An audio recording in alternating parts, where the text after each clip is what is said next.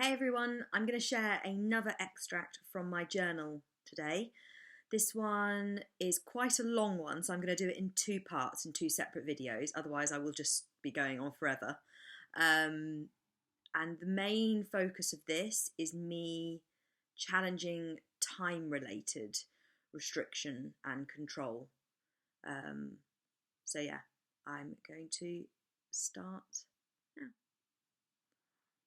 Writing my journal entry this morning left me feeling empowered, and so on the way to Sherwood Pines, I requested a pit stop for some lunch before 12 o'clock. Eating outside the usual mealtime hours has proven to be somewhat of a stumbling block as I've embarked on this quasi to full recovery journey. It wasn't even something that I realised was an issue anymore because, compared to how I was in the first steps of my recovery, I now have way less time-related issues around food. At one point, my meals were practically regimental. I'd wait until X o'clock, no matter how hungry I was, and I'd refuse to eat after certain time cut-offs.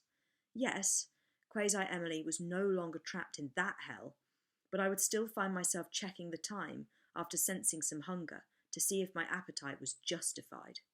This was actually drawn to my attention one afternoon a couple of months ago by Andrew. On this afternoon, we were out in town doing odd jobs when he said he was hungry. I replied that I felt peckish too, but as I said this, I went to check my phone to see what the time was. Before I'd been able to see it, Andrew stopped me and asked why I was checking the time. I knew he'd hit an eating disorder chord because I instantly got really defensive about it and started coming out with these seemingly plausible reasons for why I was doing it. Thing is, this is a clear example of quasi-recovery in action. Thinking about the time in relation to food is a fairly normal thing to do. People do it all the time. Don't snack now, your dinner's in half an hour, for example. Problem is, this means that situations like the one above can seem very normal to the outside world, and so it's easy to hoodwink people into believing that your quasi-directed decisions are in fact disorder-free.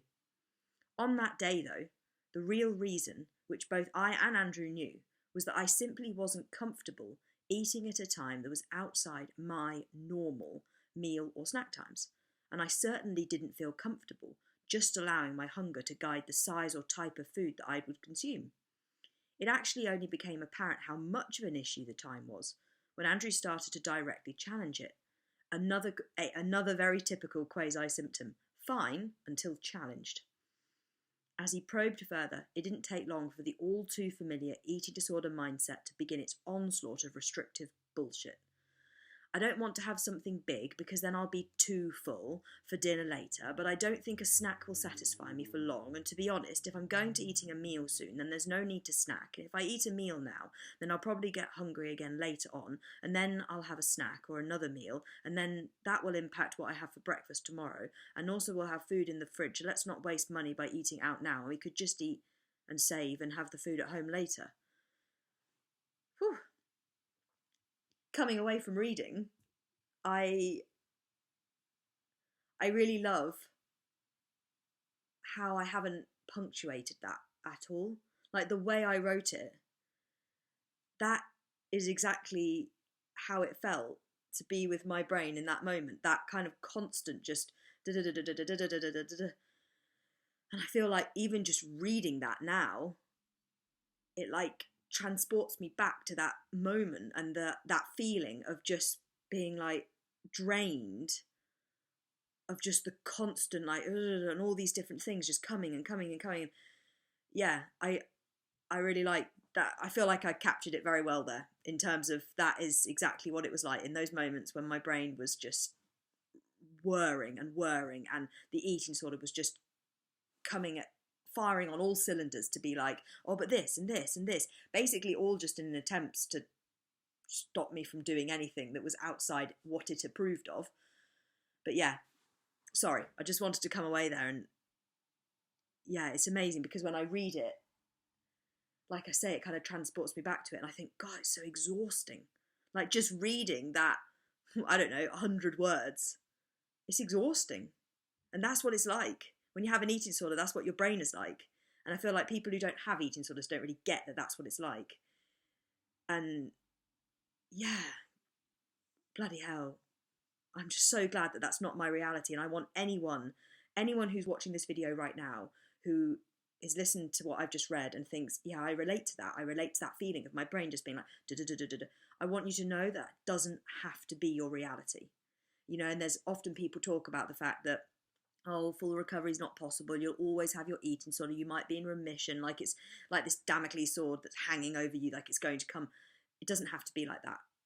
My world is not like that. My brain is not like that. I do not have thoughts anywhere vaguely even close to that any longer. Like, if I'm just hungry, I eat. And if someone's like, oh, do you want some lunch? I'm like, oh yeah, okay, fine.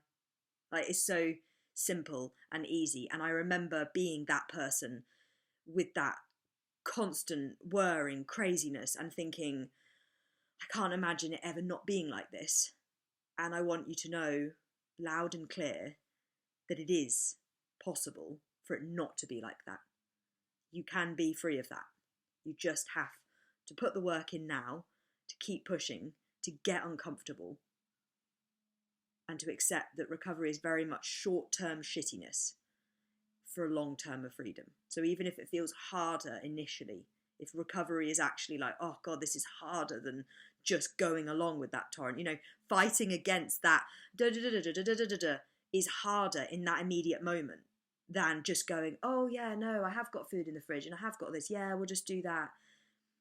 Yeah, it's harder in the moment, but you do that and you commit to doing that and you do it again and again, and eventually freedom is at the end. That is the finish line. There is a finish line where that will not be happening anymore. Or you go along with it and nothing will change. That will still be, you know, you're out with someone and they suggest, oh, let's go for some food, and that will still be there. Yeah. Right, I'll carry on reading. And then I say, and that's how I knew that time was in fact an issue and that my so-called recovery needed some serious attention. Anyway, this is back now to me reflecting on the day that was actually in Quasi, because that was a kind of reflection back into before I'd committed to Quasi. Now I'm coming back into the present moment of the day that I'd written this journal. Anyway, we grabbed some food. I won't even bother calling it lunch because who needs to allocate food time zones anyway? At a service station, and I felt so good for pushing past the Quasi bullshit and honouring my body's signals. I also felt good because I made myself try something new, another stupid Quasi fear, trying new things, and had the spicy chicken nuggets from McDonald's. The bright orange colour of them was a little alarming. I actually remember that. I don't know if anyone else had these, but McDonald's did these like spicy chicken nuggets, and they were like almost neon orange. I swear they were the most vivid coloured things. What did I say? They weren't majorly spicy on their own, but with the spicy relish, they were fairly hot. And I wouldn't write home about them, but I would probably have them again. In brackets, food doesn't have to be perfect. Food is just food. We went on to have an awesome afternoon, and I felt so present, so energetic, and so happy. I can't say enough times how worth it this all is, and how determined I am to carry on fighting my way to full recovery. I refuse to settle for Quasi. It's a half-disordered, half-recovered prison, and I deserve so much more than that.